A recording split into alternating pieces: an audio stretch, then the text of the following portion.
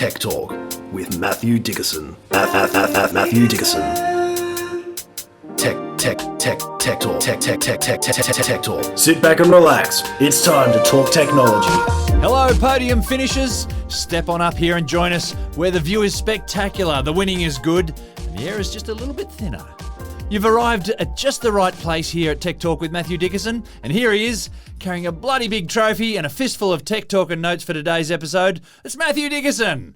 How's your week been? Yeah, good. Except I want to start on a bit of a downer. Oh, no. And I try not to. I try and avoid these stories as much as possible. Is this going to be about scams? Oh, of course. Of course it is. So I haven't got any stories on scams. I try and avoid them a bit, but I still think they're absolutely Oh, relevant. they're so important. We got to know about them. I mean, I find talking to people, loved ones, particularly my parents and whatnot, just about heads up and taking care of themselves. And Exactly right. And I think one of the things that you see with scams is, I suppose part of the thing we do is play an educational role.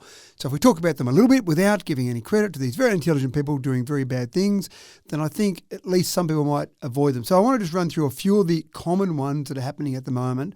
And I don't want to go into great detail, but I just want to mention a few of them. At the moment, the toll road scam. So the ones that say you owe a toll. yeah? They have found approximately 105,000 scam texts reported to the toll road operators in the last 5 weeks. I don't know how they've got that number, but that seems like a large number. Whether that's all the people that are ringing up the toll road operators They've stopped contacting me, so I'm glad. Oh, good. You must have paid the fine. Well done. Maybe I did. But whether they're contacting the toll road operator saying, I owe a fine, and no, you don't, and that must have been a scam, but 105,000 sounds like a lot. The look who just died scam, and this is apparently normally focused on Facebook Yeah, users. is that on Facebook? Yeah. So it starts off often with a text, hey, look who just died, or I know you're a fan of these, I'm really sorry about this, and curiosity, you can't help yourself. So of course you click on the link to go and have a look at who just died, because it might be a famous actor, it might be a famous sports person, whatever. And then, of course, for you to get in and see who died, it's just asking for just your Facebook details. Just type those in, because it must have logged out of Facebook on your phone. All of a sudden. So just put your Hang on a details second. in. You told me that I knew this person who just died, and now you want to know my details. That's right. Well, I'm really curious. So I better put my Facebook details in. And, of course, you just sent them straight to a scammer. The other one is the Pay ID scammer. Now, we did talk about this. You talked about briefly. this earlier on. Yeah, that's right. So just a bit of an update on that. $260,000 lost, and that's only the last few months of last year. So already that's becoming a really big scam. And again, that's until people realise what's happening about Pay ID and how simple it is for it to work. And of course, two other quick ones: the phone calls that you get from your loved one that says, "Hey, Dad, I'm just in trouble. I've lost my phone. I'm ringing a friend's phone. Just drop me some money." "Oh, sure thing, son. Are you okay? I hope you're okay." And that's not really your son's voice. That's an AI voice impersonating your son. And the other one is the scam where you actually have someone say, "Here are my new bank details." And I saw this not so much from an employee perspective, where you get someone who sends through to their employer, "Here's my new bank details. Can you please pay my wages in there each week?" This one was going through to some suppliers that were paying a regular amount, and I'm talking significant sums here, maybe $50,000 a week to their supply chain master, if you like. And essentially, this came through. It looked identical. And I actually saw one where the guy had sent me the email, and everything looked spot on, except there was an extra L in the domain name. Oh, wow. And it was a double L. So I turned a single L into a double L in this particular name. And when you looked at that, sometimes an L by itself or a double L, it's a bit hard to tell the difference. So you really had to look, and he said, it seemed unusual that I just got this email to say new bank details. I was about to go and update the bank details, but I just looked and went, hold on, I think that's a double L. And then he rang his account manager and went, no, we haven't sent you that email. So just a few of those little common ones. And some of these are ones we've seen before, and they're just revisiting them, hoping to catch someone else. So I suppose the message here is just be alert, lots of scams, and maybe end of tax year, you might get the ATO supposedly saying for your refund, send in. Well, apparently a lot of these scams are coming out now because of the end of the financial year. And So anyway, so keep an eye on those. Sorry to start off a bit of a downer, but let's get into some more exciting stuff. My one consolation is that those people who are behind those scams, they're not receiving any presents from Santa Claus this year, so good. They're on the naughty list. Well, enough of this lollygagging. It's time for our headline stories of the week. Now, if you've been holding out for Apple's latest virtual reality gear, wait no longer because it's on the shelves, people. And Matt, are we no longer calling it virtual reality or augmented reality? We're now calling it mixed reality. Is that something? That's what Apple would like us to do, It's James. mixed reality. Mixed reality. Bit of real reality, bit of not so real reality. And anyway. Apple like to be unique. Okay. And Apple like to be first to market or best in market Yep. is usually the logic of Apple. It's the fruit and nut of reality. That's what it is. That's it. So they're calling their augmented reality, mixed reality, VR headset, they're calling it Vision Pro. Oh, right. Now, why do we get excited about that? Why do we want to get excited? Because you've got professional vision. That's right. But I'm going to talk about the price tag later because the price tag is different and interesting. So we'll get to Hang on, that. Sorry. The price tag is different and interesting. Wait for that, folks. I want to talk about the actual product itself. Okay. They've designed a headset that makes you look really silly, as if VR headsets don't make you look silly enough already. Because while you're wearing the mixed reality headset, let's go with Apple's terminology, what the heck? While you're wearing the mixed reality headset, you're having 12 cameras, 5 sensors, and 6 microphones grabbing all the information around you, Oh, wow. bringing that inside your headset, and you can then see that mixed in with whatever you have projected in the actual game or program you might be using. So Pokemon Go. So you're chasing after those Pokemon and they're in your lounge room and you're awesome. all of that, exactly right. Now, other VR headsets do similar things, but none have got as many cameras or sensors, etc. Does it come with a padded suit for when you actually start crashing into stuff? It needs that, doesn't it? Absolutely right. But what they've done with that is when you look at someone using this from the outside, you can actually see through the lens. So they're semi-transparent. So you can see someone's eyes. It looks pretty silly when you're looking at someone's eyes. It's not just a headset that blocks off everything, but you can actually see their eyes. They can't see you. Kind of, because they can't see the real version of you. They might be able to see the mixed reality version of you because the cameras might pick up you and mix that into the reality of what's on the You're headset. looking like a pink elephant or something. That's right. With a tutu. So it sounds interesting. Now, what they're trying to do, and this does relate to the price tag, what they're trying to do is to say, don't just buy this to play some games on because it's hard to justify a mixed reality headset just for games. Sorry, so you live your life with this on it? Pretty much, yeah. FaceTime calls you now do in this. Now, what does someone see at the other end watching you because you're looking a bit silly with these big goggles on and transparent glass, semi-transparent glass. So what they're seeing is an avatar of you. So then the FaceTime call doesn't really become a nice connection with your loved ones because you've got this big thing on your face. So that's one thing. Use it FaceTime calls, absolutely. Then they want you to use it for watching movies. Because essentially there's a 4K screen in front of each eye, the equivalent screen of maybe 30 metres wide. Right. So forget about a big screen in your lounge room on the wall. You can sit there with your headset on and watch that. I don't know how that goes saying, hey, mum and dad and kids, sit around. Can we all sit around Hold on. with our goggles on? We all need one of these. So that suddenly makes an incredibly large TV in the lounge room seem very cheap when you start to have a headset It for each sounds more person. like a reality remover. It does, doesn't it? So you're going to remove yourself completely from reality. And then mix in Okay, some reality. Yeah, okay, right. Yeah. So that's the second thing you might want to use it for. Of course, games. I glossed over games, but of course you'll use it for games. That makes sense. Yep. But also you've got versions of, say, Word and Excel of normal applications you'd use, normal work applications, and you use those in the mixed reality headset because you're looking at a big mother screen. So what the heck? The actual unit itself looks fairly comfortable. It's got a nice elastic band on the back. It's not too big on the front, but it's got a battery pack. And rather than have that mounted on your head, which probably gets a bit heavy, Quite heavy. it runs down to another battery pack that you have hanging off you somewhere. So are you controlling, can you scroll through the screen, say, if you're reading emails or whatever, with your fingers out in front of you and you wave your hand in the air and... Things like that. Yeah, now I haven't played with one yet. Sounds like Tony Stark. Yeah, that's right. I can't tell you exactly, but that's the idea, so that you're using spatial areas to actually make things happen. Now, I do need to get to the price. And this is where You Apple... have to get a mortgage. Is well, that right? well, especially for the kids and you watching movies, they announced the headset at $3,500 US. So we're talking about maybe $5,300 Australian, depending Right. on the exchange rate. So when you start talking about mum and dad and the kids, then yeah, sure, you might be spending 15, 20, 25 grand, depending how many kids you've got. A lot of 5 cent pieces in the 5 cent saver. Absolutely right. Or, as I say, it's a pretty big TV you can buy for the same price. And the reason I wanted to delay the price a bit is that all the commentary I've seen so far on this has all been leading with the price. And then it's hard to focus on the technology in the device when you're sitting there for the rest of the 5-minute segment going, $5,300? What? Are you serious? Are you sure that's the right price? So I want to get past that and just talk about the technology because it's pretty cool. It is very cool technology, but it is a reality remover.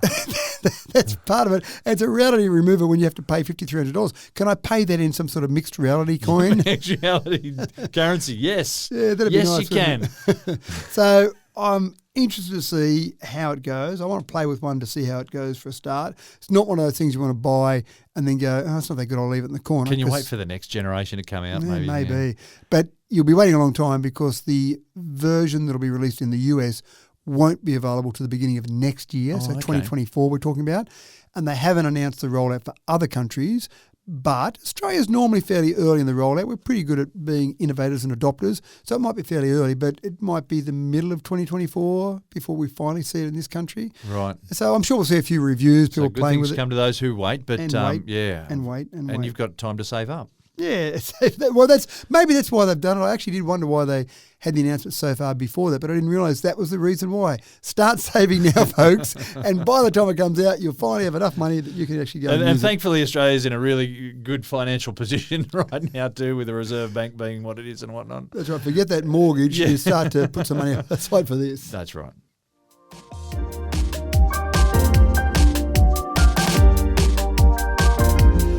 Being one to just turn your back and walk away from Worldwide Developers Conference, Matt, your eye got caught by another little surprise on offer for the Apple fans out there. Tell us about the new smart screen capability. Well, I did look at a whole bunch of stuff that was announced, and often when they have the Worldwide Developers Conference, there'll be a new iOS they announce and lots of new features. And I must admit, I looked through those and there are lots of little fun, exciting, different things that Apple like you to get excited about because when they announce them, they're so excited, and we know they're excited because they tell us they're excited. I'm excited by this. So otherwise, you'd have no idea. That's right. You couldn't tell by their expression or by the product. The only one that did grab my attention, and there are lots of ones out there, and that's probably a bit harsh, but one I did like was the idea of turning your phone into your bedside clock. Now, it seems obvious. Not many people, sorry, that's not right. Many people no longer have a bedside clock because they use their phone. They have it charging beside their bed, for example. They might use that as their alarm clock, for example. And so you wake up in the middle of the night and you reach over and you might hit the screen to look at the time, and it's all a bit clumsy.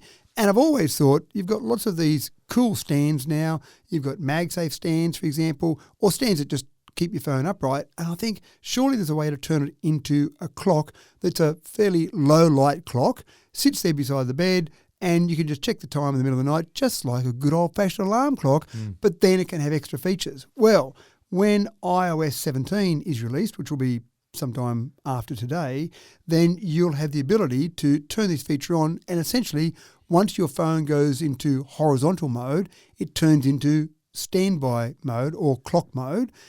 And better than a normal alarm clock, you can adjust the brightness up and down and do all those sort of fancy things, but then you can also have things like your calendar or your weather, so have some extra information. So effectively it turns into a smart screen beside your bed. And we kind of do that already by sitting it down there and you scroll through something and look at the weather for tomorrow or look at your calendar or whatever it might be. I was kind of wondering how this is different to just having your phone. Automated. Yeah, so when I go to bed and I've got my little MagSafe stand beside the bed and I sit on that in horizontal mode, it goes, I know what's going on here. Time for me to go into standby mode.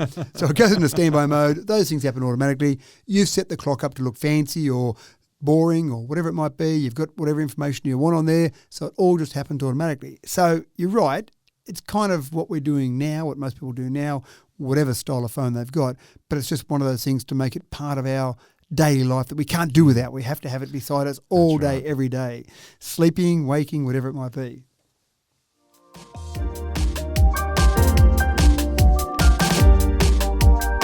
Here's a nice little reward for EV drivers who fly in and fly out of Dallas Airport. A mobile charging station will cruise the car park there and top up your EV while you're away. Matt, this is an awesome little initiative, and it's all via a simple little app. Well, it's actually quite interesting, isn't it? We see more and more demand for charging infrastructure, but you've got to get the charging infrastructure to where you need it, and then you've got to, say, for example, reserve some car parking spots and hope someone doesn't come along and ice you and take away your car parking spot because it was a more convenient parking spot. And so Dallas-Fort Worth International Airport, a large airport, said we need to come up with a better solution because we don't want to go and build all the infrastructure. And you can imagine multi-storey car park, lots of concrete. You've got to run some fairly significant cables to these. It all sounds a bit clumsy. So they've come up with ZiGGY. Well, I don't think they came up with it. Someone approached them and said, why don't you start using ZiGGY? ZiGGY is an EV charging chariot. I like the idea of that. ZiGGY. It's got one job and it's going to come past your car. Yep, that's right. And charge it up. You, as you said, you pull out your app and you say, this is where I am, and you wait there for a few minutes, not sure how long, and along comes ZiGGY, and you plug it in as normal and off you go and fly to wherever you're going to, do whatever you want. Yeah, so you still have to be there to plug it in. Right, so you can book your time as you're arriving at the airport. Yeah, that's right. Now, I'm not sure what happens when you fly for 3 days away somewhere and come back and you've been hogging ZiGGY. So I actually think it's set up so that it can actually, after it's charged, disconnect, because most cars will unlock the charging port so it can disconnect and then move on to the next person. It's obviously just a big battery on wheels, so it has to go somewhere in between times and charge itself up before it comes along and charges your car up. But this is what's happening. People are coming up with innovative solutions. Right. And with a name like a Chariot, we assume it's not horse-drawn, but... No, it's got its own little wheels and it's got a battery in there. They can drive it all. But the other part that I thought was interesting is that it's got some screens, because it's a reasonable sized device. It's got some screens on there, so they're actually charging companies to run some advertising on those screens. So presumably while you get there and plug in to charge up, you can see a few ads pop up. That covers part of the cost of it all. And you pay a normal-ish sort of price to actually use it to charge up. I wonder how long it takes before these start showing up at shopping centres and things like that. Well, this is the first thing, isn't it? Using them at an airport, great, but now makes sense. It just seems like you can use them in a whole range of places. Now, I know my brother in his apartment block was struggling. He wanted to get an EV, but he wanted to have somewhere to charge it. And the apartment block said there's a whole bunch of processes you've got to go through to get some charging. There were no power points nearby to get some sort of decent charging near his car. So he's still going through that process.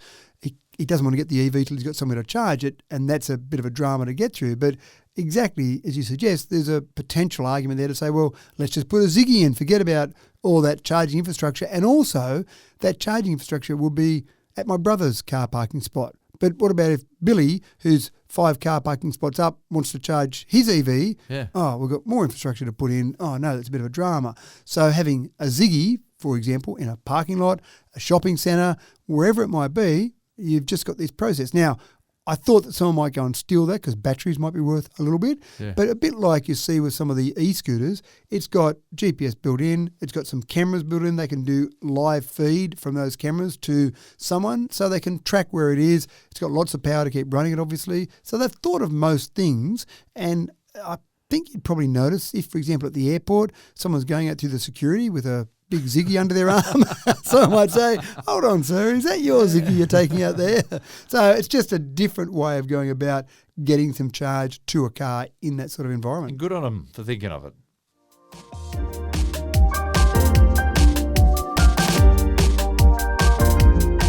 Now, last week we talked about the very lucrative and expanding world of esports. As I understand, certain skills developed in this arena are quite transferable for even drone operators in the US military. Now, not to be left behind, the ultra-high-tech world of the Formula One racing industry, they've seen potential in a similar way. It just may be that the drivers of the next decade may have earned their seat not on a go-kart circuit or within a stock car team, but rather from the comfort of their very own lounge room. Is that right, Matt?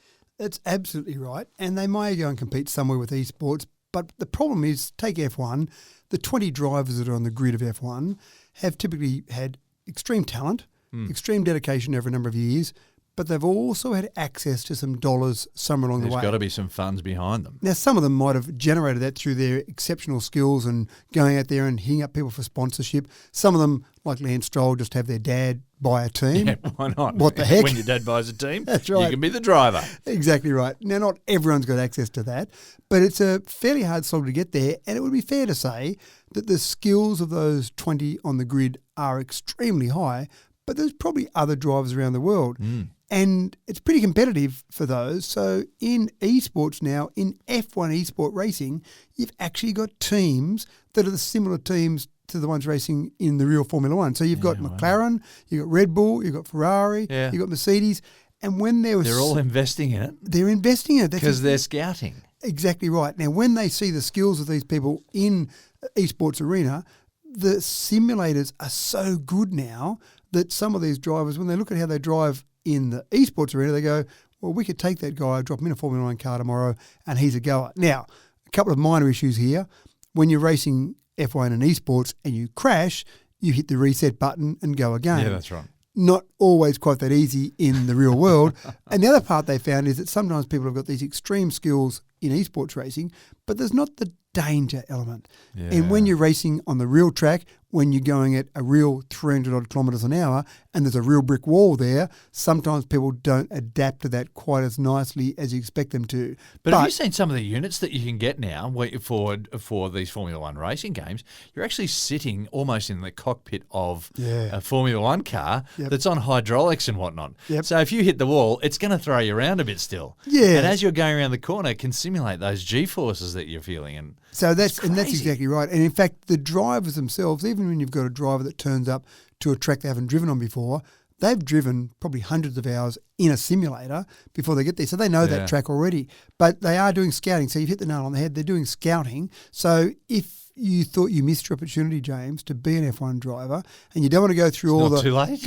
No, that's exactly right. You don't want to go through all the go-karting and all the F3, F2, F1, all the rest of it. All through those junior ranks now as a 50-year-old. That's right. Forget that. The under-12s. Yeah. Go and start racing esports. Go and get your simulator. Get the state-of-the-art simulator. Start racing esports. And if you can excel, if you can start winning some of these, you might come to the attention of some of these. You might have to lie about your age initially, just so they might want to adapt a younger-ish driver.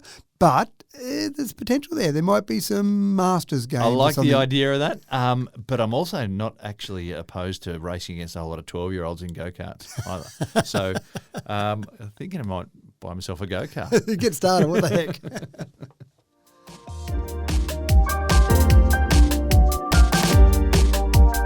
Here's a little something for anyone who's missed an important Zoom meeting in the past. Zoom has developed an AI aid to catch you up on all the details. And so now there's absolutely no excuses for not actioning item 36B by the deadline, Matt. There is a time, sometimes you get to the end of a video conference and you think, that's an hour that I just won't ever get back. Never get back. So sometimes you want to miss some of those meetings, but you know there'll be something for you to do out of that meeting. Or the other thing that probably happens more often for people is they just come in half an hour late, deliberately maybe, but maybe they're really busy with another meeting. So Zoom is still trying to work out how they keep their business model rolling along. Obviously, during COVID-19, their business exploded. Fantastic. Well done to them. That's one of the winners out of a pandemic. But obviously now people are going back to work, then the demand for Zoom isn't quite as high. People still use it. They've learned how to use video conferencing now, but they're looking for other edges to keep them in the game. And this AI concept is brilliant. So the first one is you miss a meeting, doesn't matter. You don't want to watch the pre-recorded or the recorded 1 hour of that meeting, because the only thing worse than being in a 1 hour meeting is watching a recording of a 1 hour meeting. That wasn't that exciting. You can't contribute to if you wanted to. Exactly right. I want to say something now. That guy is an idiot. What's he talking about? Oh, I can't do anything about it. I want to get up and walk out of it and make a scene of it. That's right. But no one's going to see it. That's right. So your first thing is you'll get an AI summary of the meeting. Any important conversations, any important actions, in particular, as you said, James, you've got to do this after the meeting. Right, I better have that highlighted from our AI tool. But the one I probably like better is you turn up late and you get a quick catch-up, because the only thing worse than turning up late to a meeting is when someone says, now, what about the blue widgets? What are we doing about those? And someone says, well, actually everyone says, We've already covered that. Right. That was in the 10th minute when you weren't here at the meeting. So turning up to a meeting and actually looking at the summary of where you got up to in that meeting, and you look through the list and you go, oh, they've already talked about blue widgets. I won't bring that up because I'll look like an idiot because I wasn't there. So I reckon now what you'll get, and I'm not suggesting this, but I reckon what you'll get is people turn up to the first minute of the meeting and then just put their avatar on, duck out, do whatever else they want to do, come back after 30 minutes or so, look at the quick summary, and then make a contribution, and as if they've been there all along, which works okay until they say, now what do you think about that, James? James, what do you think about that? He's not there. So I just... Not fooling anyone. No, I think we're seeing AI incorporated into so many things, but just the ways we'll see AI, we can't even dream about yet. And there's another one. I wouldn't have thought you'd go and engage AI to give you a summary of a Zoom meeting, but that's exactly what they're doing.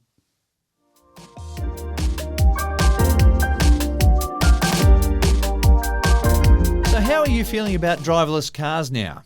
Thought about it much? Are you a flat no, thank you? Well, good news, there's still a couple of years away from hitting Australia, but AI is creeping into cars more and more. And so by the time driverless cars do hit Australia, I reckon it's going to be no major leap by then. So the latest news is that automatic braking systems are set to become standard in all new vehicles in the US from now on. And Matt, roadways are set to become a little bit safer still. Well, I do like the concept here that we've got this technology that's available and we're not using it everywhere. And I love the story of Volvo, who invented, or one of the employees of Volvo invented the seatbelt. And they said, this is too important a safety device for us to keep to ourselves. We don't want to go and patent it and keep it for ourselves. We want to share this with the automotive world. And I love that concept. And look, compared to all the other safety features that are in cars, I think it'd be hard to argue that any one safety feature has saved more lives than a seatbelt. Yeah, exactly right. So fantastic. Well done to Volvo. And then it took a few years, and from memory, Victoria was the first one to make it law that new cars had to have seatbelts. Do you know what? I've just had a bunch of kids do an assignment on this. Oh, really? So I'm like, yes, you're right. You're spot on. So what year was that? 1971. There you go. There we go. Good. So that's fantastic. And then the quicker it becomes law, obviously, the quicker it's on every car. And I'm sure before it became law, for example, in other states, then there were cars that had it. There might have been the higher-end cars, the better cars, had seatbelts. And, you've got one of those flash cars with a seatbelt, have you? A retractable seatbelt. Oh, now you're getting flash. And then, obviously, it became law and then it's rolled out. And we've seen that with things like ABS, with airbags. It usually comes in luxury vehicles or high-end vehicles first and then rolls out as law. So automatic braking, and I've driven cars I've got now, same as yours, have got automatic braking, and it has actually happened from time to time, and you think, wow, I just wasn't paying attention for a second. Yeah. That could have been pretty bad. Oh, I didn't really think about this car having automatic braking, but I'm glad it had automatic braking. Yeah. Obviously, it's not law yet, and there are lots of cars out there you can still buy that don't have it. But the saving of lives, we're so focused on trying to get towards zero. We've got lots of states in their road transport strategy saying, let's get towards zero, let's focus on zero, but it's not really happening. But technology can help. So in the US at the moment, auto regulators are looking at getting to the point, and not too far away, that they will make automatic braking systems a requirement to sell a new car in the US. Now, they're probably talking about 6 months before that will happen. And from the time they say that's now law, they've typically got 3 years to implement that. Right. So it's not going to happen immediately. But the good part is, when that becomes law in a market the size of the US, most manufacturers will say, you know what, it's just as easy to build all our cars with automatic braking. Yeah. So if we're going to have to do it for the US market, let's do it for everywhere. Now, the other thing that might happen is regulators around the world might say it's now compulsory as well once the US has done it. So I think that's really important, because it's still scary how many deaths and injuries in the US, for example, 36,500 deaths in a year, 4.5 million injuries. What I don't quite understand, they put a value on it, US $340 billion. I don't know how you put a value on a human life, but there is obviously some actuary out there maybe who does a calculation to say the contribution of that person to the planet, to the country, whatever it might be. But yeah, how would you put a value on a human life from an individual personal perspective? You can't. But there is a significant cost there. And what's the cost of adding automatic braking systems? There is a cost to have it in every car, but surely it's going to be less than $340 billion US. So good move, I think. And I do like to see lots of technology trying to be used to reduce the road toll. And I think what's also going to happen is that, these people who are worried about AI, when they realise that the AI is actually embedded in everything they've got in the car anyway, this whole business of the driverless car might just be a little bit more of a smooth transition. One step closer, and that might be when we finally get to the zero in tragedies on the roads because AI might be driving everyone.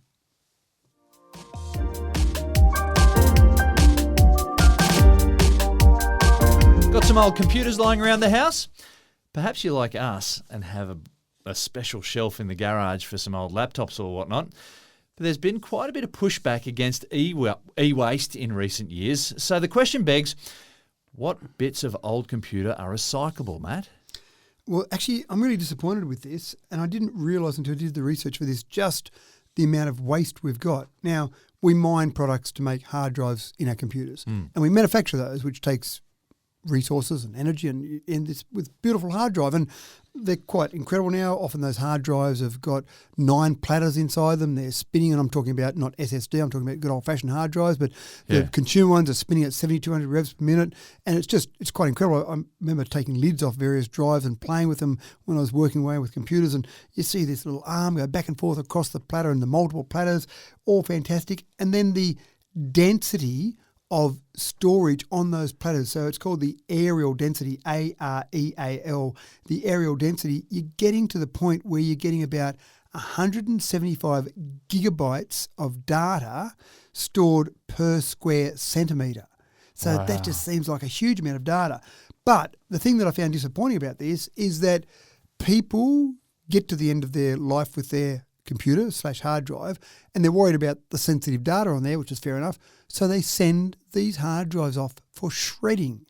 70 million hard drives were shredded last year. Now, remind me not to fall into the shredding machine, because a device that shreds a hard drive, I think that's going to be pretty serious. It's not like a little paper shredder. You get a paper cut. It sounds pretty serious to shred a hard drive.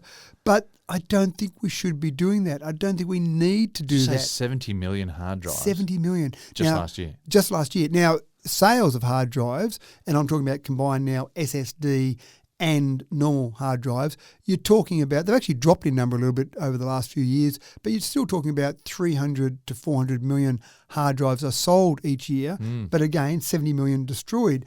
So one of the reasons is, and there's been lots of research done, and there's often stories you'll hear where someone's found an old hard drive, an old computer at the tip, and someone pulls the hard drive and they go, oh, look at this, I've got everyone's Medicare information or lots of dates of birth or credit card information, and that's what scares people about the removal of that information. And so they've taken this drastic step of destroying it. But I have 2 big issues with it. One, I'm not sure how small the pieces of the actual hard drive are after they shred them. But when I use that example, 175 gigs per square centimetre, well, if you found a hard drive that was shredded and there was a square centimetre of a platter, well, that's a fair bit of data, 175 gigs.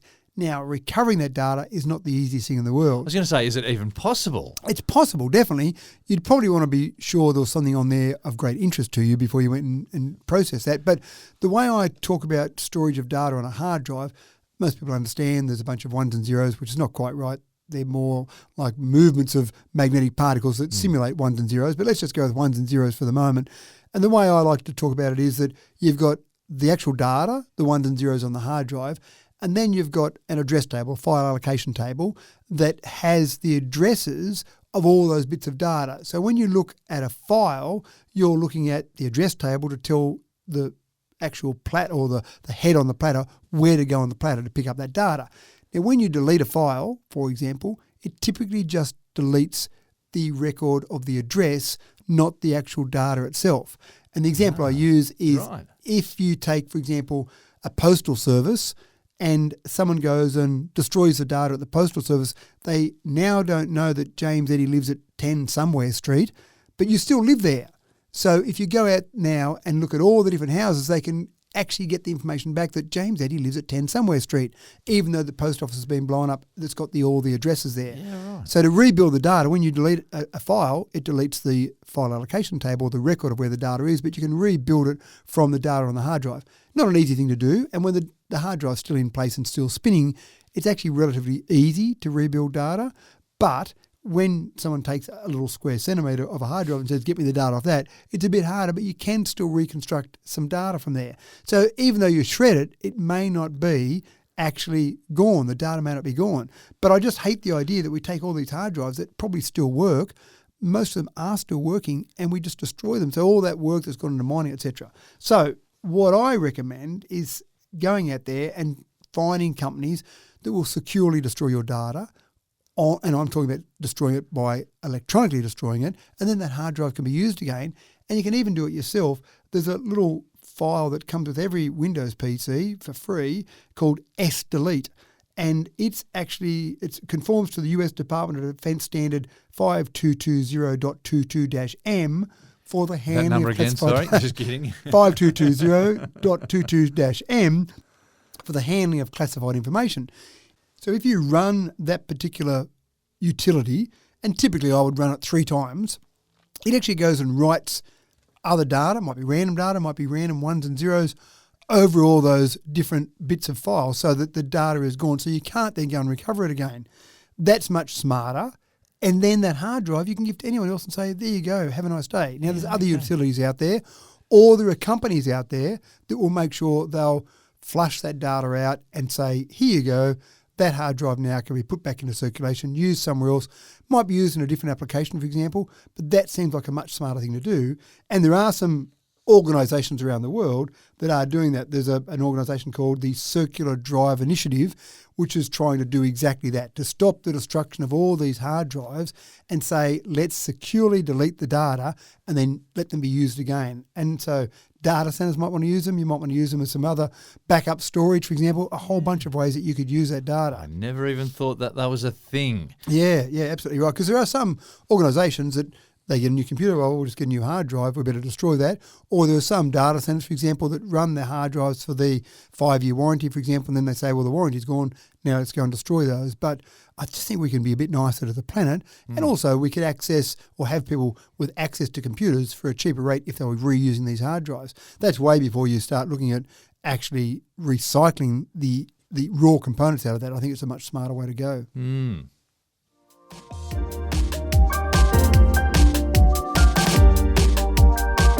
Have you ever seen a koala in the wild? Now, if your answer is no, then you're in good company. They're a pretty reclusive sort of a beast. Well, your chances of spotting a free-roaming koala now in the Coolah Tops National Park have picked up a notch because a whole bunch of them have been located by scientists courtesy of some very clever tech. Matt, are we in danger of being overrun by cuddly tree-bound marsupials or what? Well, on the contrary, we're in danger of maybe them not being extinct. And there has been some discussion in the past that, that's right, we wouldn't want to lose our koala. Some discussion in the past that we might be, the population may be dwindling to a point that it's going to be hard to maintain the population of koalas in this nation. So that's obviously a bad thing. We don't want to lose the koalas. But trying to get an accurate population count, then putting strategies together to try and work out ways to increase the population count, well, you need the accurate population count to start with. And that's been really tricky. It has been tricky, but they've got some drones now, and this is where I love the technology, where they've been sending drones over some areas in the Coolah Tops you mentioned there. That's a national park in the northwest of the state, having drones go over and look for heat signatures of koalas to be able to be identified as koalas. Now, to me, the heat signature of a koala looks like a bit of a blob, but this AI in the drones themselves is good enough that it can distinguish a koala from a kangaroo or from a human. It basically is good enough to identify. That's clever. It is. And so they've identified an additional 42 koalas in the Coolah Tops. Now, that doesn't sound like many in the whole scheme of things. So we're not going to be overrun. So I think we're safe from that aspect. Okay. But we had a count there with how many koalas we thought we had in the Coolah Tops. Now we can add 42 to that count. But by using these drones to send them over a whole range of areas, we can start to get that accurate population count and then say, now let's put some strategies in place. In 5 years' time, what's the population? Oh, good, it's going up again now. Oh, no, it's still going down. We need to change our strategies, whatever. But again, you wouldn't think the good old cuddly koala would be saved by technology, but in this case, it may well be. Well, I also think it's probably got applications there for improving the biodiversity of animals like the koala as well. So you might be needing to shift koalas from, say, one national park to another national park to increase the genetic diversity around, and give them a bit more. What's the word I'm looking for? The greater population, a bit more integrity. So I can see this has got further applications still. Well, that's a pretty good point too. They might want to take them from areas that have got low population to places with higher population, or they might just want to be able to find them in the first place to pick them up and take them to some of those areas because they're not the easiest things to spot. No. I know we've had people from overseas wanting to see a koala. We go to an area where we know the koalas and you stand around for a while and you look and you go, I'm sure there's some here sometime soon, just keep waiting. But they kind of blend in. They do quite a good job of blending into the tree and they're not that active, so you can't spot them rustling through the leaves as such. Right. Yeah, anyway, it's good to see technology being used for something as important as saving koalas.